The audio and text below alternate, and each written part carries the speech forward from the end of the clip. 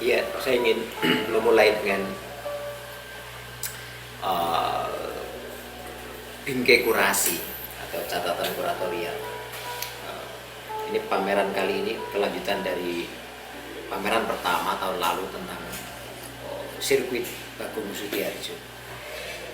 Nah, tema sentralnya tetap pada kata sirkuit karena seperti saya katakan berkali-kali dalam imaji saya dan pemahaman saya, Pak Bagong ketika mendirikan PLT adalah membangun sirkuit, tempat satu arena, tempat pertarungan tentu saja,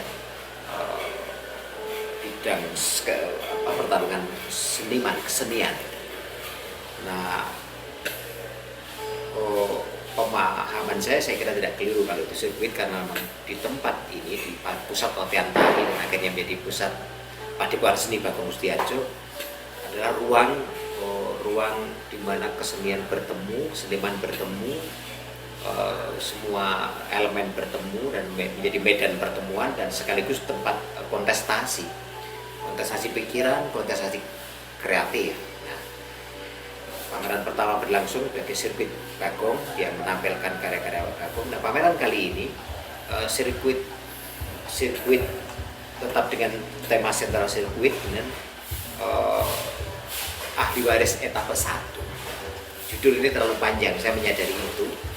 Tetapi saya berkukuh memilih judul itu karena ini kesempatan pameran menampilkan kembali Pak Bagong dalam pilihan yang lebih tajam dan kemudian menghadirkan kontestasi etapa pertama. Siapa mereka? Adalah ahli waris langsung, yaitu putra-putra Pak Bagong dan satu cucu. Mereka adalah Oto Bima Siddharta, Budat Kartarejasa, Jaduk Ferianto, dan Aul atau Aldino Listia, Doni Maulistia. Nah, secara genealogi ini tak terbantahkan bahwa 4 orang ini adalah ahli waris langsung yang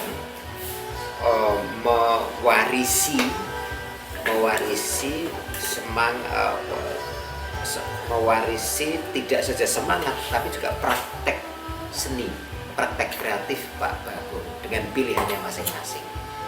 Nah, mereka lah secara nyata keempat orang ini, Oto, Budat, Jaduk, dan Aul, adalah pewaris harta intangible Pak Bagong secara langsung.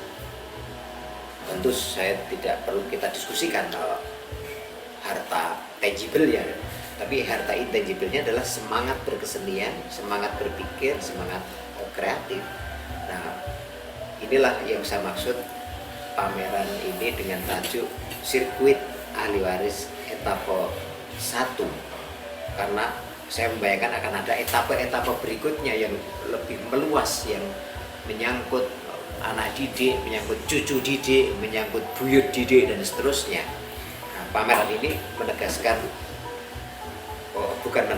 menunjukkan kesinambungan atau keterputusan ide-ide kreatif, praktek kreatif, kesenian yang dibangun oleh Pak Bagong. Saya kira itu.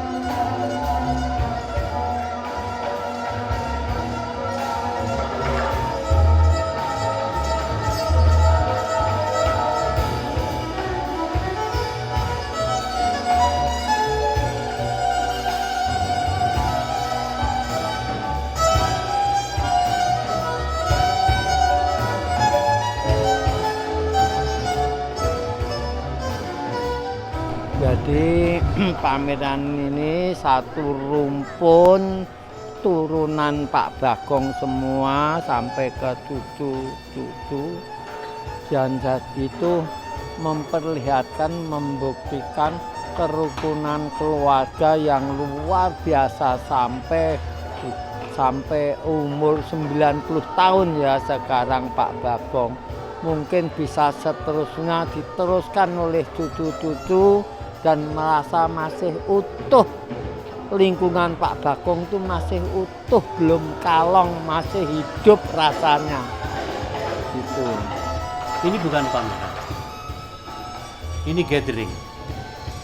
Ini pertemuan jiwa dari masyarakat kreatif. Kebetulan masyarakat itu kita kecilkan menjadi keluarga. Ya. Kalau kita padatkan menjadi keluarga kreatif, maka kita bertanya, sebetulnya bakat itu diturunkan nggak sih? Ya kan? Saya melihat ada kata etape, ada kata sirkuit. Ya. Saya menganggap kesadaran etape dan kesadaran sirkuit itu menunjukkan walaupun dia berdarah Bagong, bukan jaminan dia berbakat seperti Bagong. Tetapi kebahagiaannya Pak Bagong, ternyata anaknya punya, cucunya juga konon punya, ya kan? Saya belum lihat kecuali yang main beduk tadi, ya. Kelihatannya memang ternyata bukan bakat atau bukan apa, tetapi diantar untuk memahami kehidupan. Bahwa nanti dia jadi seniman itu urusan lain, atau dia jadi dokter, atau dia jadi insinyur. Tetapi jelas kalau dia jadi dokter, tumpuannya adalah kemanusiaan. Insinyur juga begitu. Kebetulan yang saya kenal Butet sama Jaduk sama siapa? Sama kakaknya Anto ya, Toto. Itu memang orang yang berkeliaran di dunia kesenian. Nah, saya melihat Butet pada dasarnya ya seorang teatrawan. Jadi raja monolog. Bisa gambar. Bisa bikin keramik. Bisa dagang. Bisa dagang. Nah, semua itu tidak sama sama Jaduk, tidak sama sebangun. Jaduk goblok dagangnya sama sama saya. Enggak pinter-pinter amat lah. Enggak sepinter Mas Butet. Nah, jadi sebetulnya yang paling bangga jadi seniman itu sebetulnya pribadi, orisinal. Bagong beda sama Butet. Bahwa Butet merasa harus berterima kasih kepada bapaknya karena dia dibesarkan di ruang atau situasi yang kondusif. Nah, itu beda sama saya. Ruang gerak saya nggak kondusif, anak tentara saya. Nah, jadi beda ya. Tapi disinilah perlunya Padepokan ini memberikan suasana kondusif. Itu Mas. Jadi pameran kali ini hanya menyadarkan saya Bagong tidak berhenti menari walaupun dia melukis. Butet tidak berhenti hanya melukis. Ternyata dia juga bermain dengan urusan dimensi dalam teater atau dalam film. Jaduk, irama dan nada juga rancang bangun dari partitur, dari partisi menjadi partitur, membuat saya sadar bahwa dalam kesunyian itu ternyata ada musik. Dalam istilah Jaduk, ngeng. Luar biasa. Nah, jadi Jaduk cara mengejawantahkannya beda, Butet beda, cucunya tadi beda, mungkin almarhum Mbak Ida juga beda. Sehingga dengan demikian saya melihat even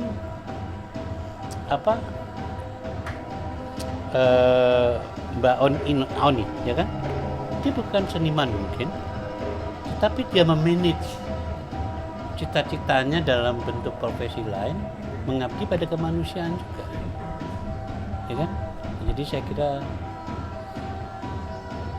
Bagong mati nggak bisa diganti. Teguh Karya mati, saya sadari nggak bisa diganti. Mungkin nanti Slamet mati, Butet mati, atau Jaduk mati, nggak ada gantinya. Tapi kalau kopral satu mati, diganti kopral lain, atau jenderal satu mati, diganti jenderal lain. Tapi bukan seniman.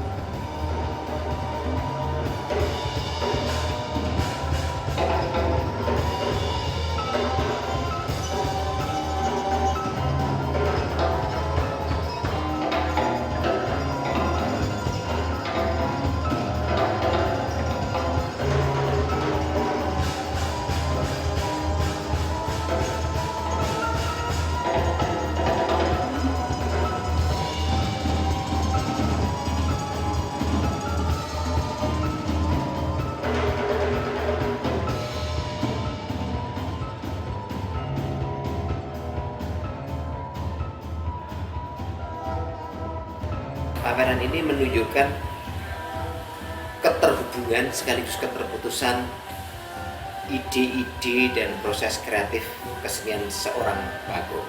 Nah,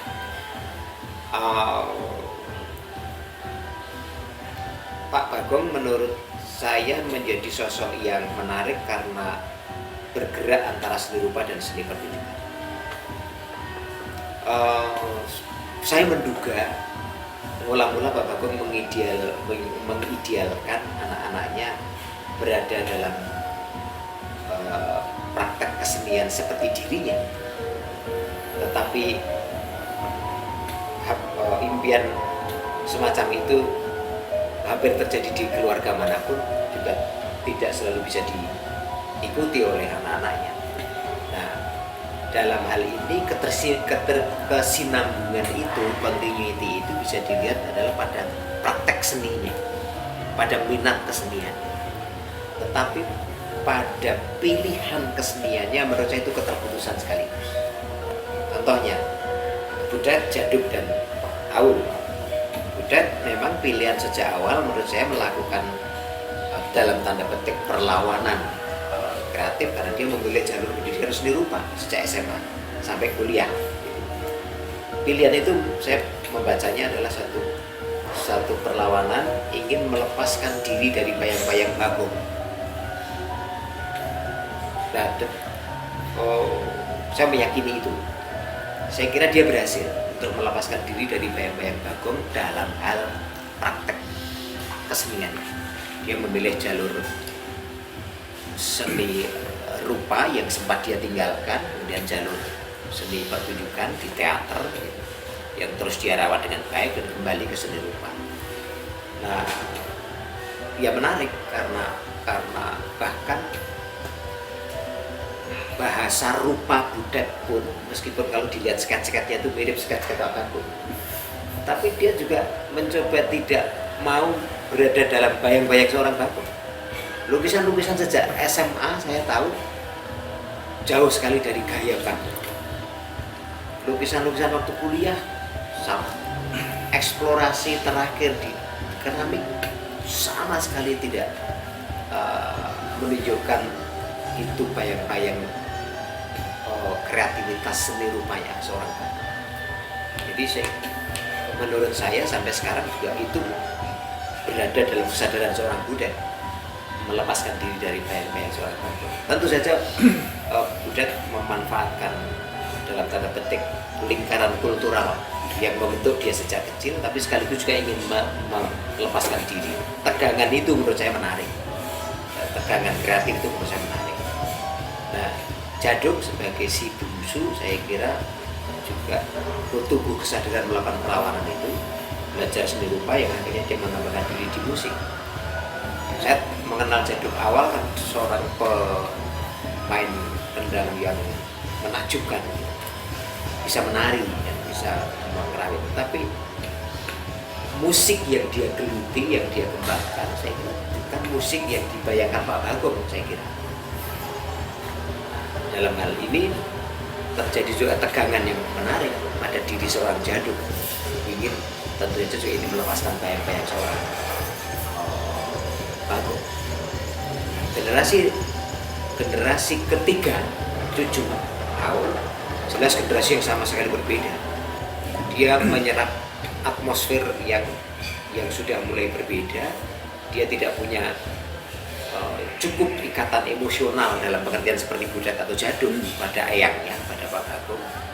Dia punya pilihan yang lebih merdeka, independen, langsung memilih jalur fotografi. Seperti halnya Djaduk, fotografi kan sebetulnya seperti interupsi pada dunia musik. Itu jeda, itu praktek interupsi, praktek menginterupsi kegiatan musikalnya dengan fotografi. Yang masih harus kalau saya pribadi masih ingin menunggu konsep ngengnya itu pada dunia fotografi apa. Yang saya tunggu kan misalnya bagaimana dia sebetulnya merekam bunyi. Itu tantangan serius buat saya itu untuk Djaduk. Kembali pada Paul saya kira tumbuh pada generasi yang sama sekali berbeda, yang sejak awal menjatuhkan pilihan pada dunia fotografi. Dia menyadari betul pengetahuannya, prakteknya, teknisnya dia kuasai, dan dia sekarang berbicara melalui fotografi. Dan yang mengejutkan saya kira fotografi awal adalah fotografi memadukan antara memori, artefak, kenangan, kerinduan, dia oplos, lahirlah karya-karya yang dalam pameran ini menurut saya cukup memberi tekanan dan impresi yang mengesankan. Nah, mengapa saya bicarakan terakhir Otto? Saya kira Otto adalah orang yang begitu, ini psikologi anak sulung mungkin gitu. Anak sulung laki-laki gitu ya, yang jadi ada kedekatan begitu rupa saya kira dengan Pak Bagong, sehingga di dunia tari dia tumbuh, di dunia kerawitan dia tumbuh, di dunia lukisan dia tumbuh. Ya kita tunggu saja debut terakhir, karena saya kira kalau boleh saya mengatakan dalam pengertian positif tentu saja bayang-bayang Pak Bagong ada pada Otto dalam pengertian positif, tidak pada ketiganya yang saya sebutkan pertama lebih awal. Ya, itu menegaskan yang saya maksud kesinambungan dan keteputusan sekaligus dalam peristiwa pameran.